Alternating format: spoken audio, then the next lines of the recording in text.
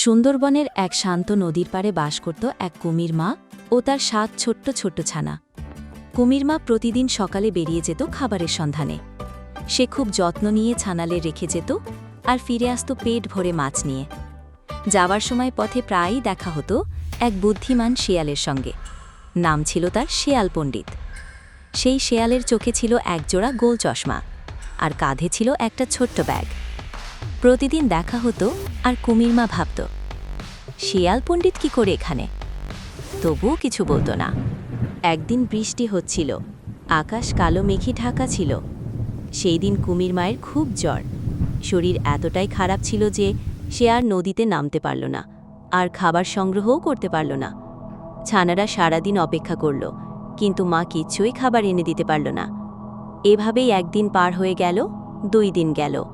কুমির ছানারা ক্ষুধায় কাতর হয়ে পড়ল আর বলল, মা তুমি কখন সুস্থ হয়ে উঠবে আর আমাদের খাবার এনে দেবে? তখনই হাজির সেই শেয়াল পণ্ডিত। শেয়ালকে দেখে কুমির মা হঠাৎ রাগে গর্জে উঠল, তুই আবার এলি, এবার তোকে ছেড়ে কথা বলবো না। সে ঝাঁপিয়ে পড়তে যাচ্ছিল শেয়ালের দিকে, কিন্তু শেয়াল শান্ত গলায় বলল, দাঁড়াও বোন, আমি জানি তুমি অসুস্থ। 2 দিন ধরে তোমার ছানারা না খেয়ে আছে, তুমি তাদের জন্য কিছুই আনতে পারোনি, তাই আমি এসেছি তোমাকে সুস্থ করে তুলতে। কুমির মা থমকে দাঁড়াল। তুই কিভাবে জানলি আমার অসুস্থতার কথা?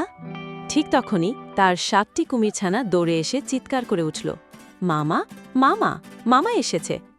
সবাই মিলে শিয়াল পণ্ডিতকে জড়িয়ে ধরল। কেউ লাফাচ্ছে, কেউ খুশিতে কাঁদছে। কুমির মা অবাক, এতদিন ধরে এই শিয়াল পণ্ডিতই তাহলে ওদের মামা? আমি তো জানতামই না। শিয়াল মুচকি হেসে বলল, হ্যাঁ, আমি তাদের মামা। কুমির মা অবাক হয়ে জিজ্ঞেস করল, তুমি কিভাবে তাদের মামা হলে? শিয়াল পণ্ডিত শান্ত গলায় বলল, আমি শুধু মামা নই, আমি এই জঙ্গলের সর্বপ্রকার বাচ্চার অভিভাবক। আমি কবিরাজ শিয়াল পণ্ডিত। চোখ দেখেই বুঝি কে কেমন আছে, কে কষ্টে আছে। সে আরও বলল, তুমি যখন প্রতিদিন খাবারের সন্ধানে বেরিয়ে যেতে, আমি তোমার ঘরের পাশ দিয়ে হেঁটে যেতাম। একদিন হঠাৎ শুনি খিলখিল হাসি, দেখি তোমার ছানারা এক বাঘের ছানার সঙ্গে খেলছে। আমি ভয় পেলাম, যদি বাঘমা এসে পড়ে।